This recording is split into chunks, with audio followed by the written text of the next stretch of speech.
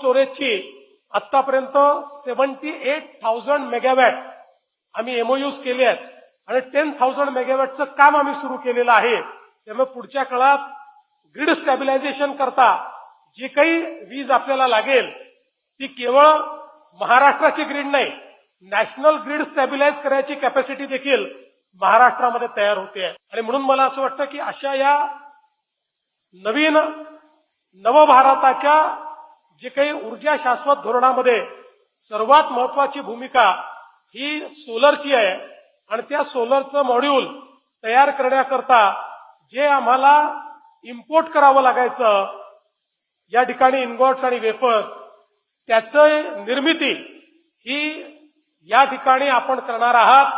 त्यामुळे आत्मनिर्भर भारतला डेडिकेटेड अशा प्रकारचा हा प्रोजेक्ट या ठिकाणी आपण सुरू करतात. म्हणून आपल्याला मी अतिशय मनापासून आपलं अभिनंदन करतो.